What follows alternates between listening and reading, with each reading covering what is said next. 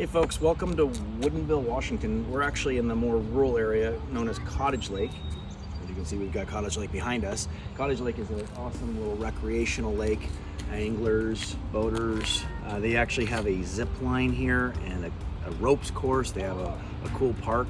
But Woodinville, Washington is a very diverse area. You've got a very tight little commercial core with lots of wineries, kind of the Napa of the North. Over 130 wineries. So today we're going to kind of explore a couple of my favorites, but I wanted to show you this lovely Cottage Lake because there's also these lovely recreational opportunities out here in Woodinville. And this area in Cottage Lake, we're talking large lot homes. Some of these are 5 acres or more. So some opportunities. So let's go. Okay. So we're back kind of in the middle of all the commercial hubbub here in Woodinville. This is just entering into where you're going to find a lot of the wineries. Here we have what we call the Hollywood District, and you've got Village Wines, which is one of the older wine shops around here, and some tasting rooms. So you might have heard of Goose Ridge. It's a nice little winery out of Prosser, if I recall. I do believe we've got Brian Patrick over there. They're actually based over, I do believe, near Wenatchee. Another really awesome winery. And then across the street we have some mixed restaurants. Purple used to, I think Purple actually does have a restaurant there that they've been renovating. And then Chris Gorman's winery is across the street from the Hollywood Schoolhouse, and they're kind of partner with a little pizza joint and Italian restaurant that's pretty awesome. So let's go on down towards the industrial, what we call Winery District, and go check it out. Here we have the iconic Willows Lodge, which is a beautiful destination hotel here. They've got a spa, they have their own restaurant called the Barking Frog, and then we have one of the absolute most iconic restaurants in the entire Pacific Northwest, Herb Farm.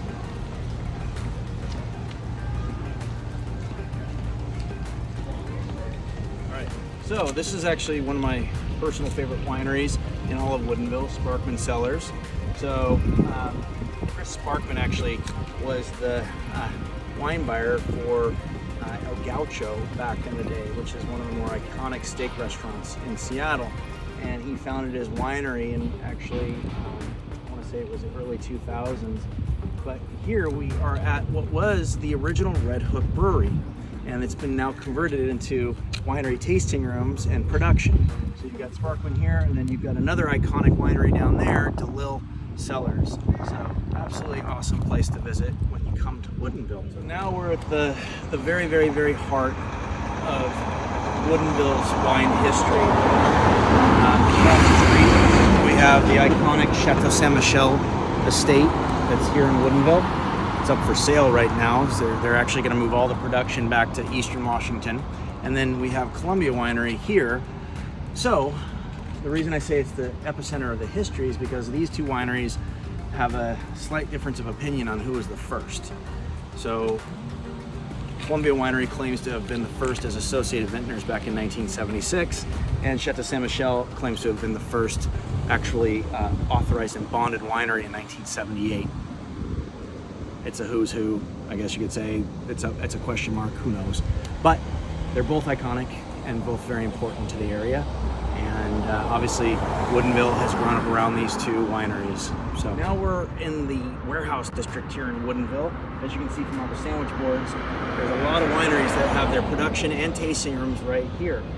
So when you come to Woodinville, you can come and visit the warehouse district and hit a whole bunch of them at once, or you can go down to downtown Woodinville and hit their own individual tasting rooms. There's restaurants, there's bars, there's grocery stores, there's movie theaters.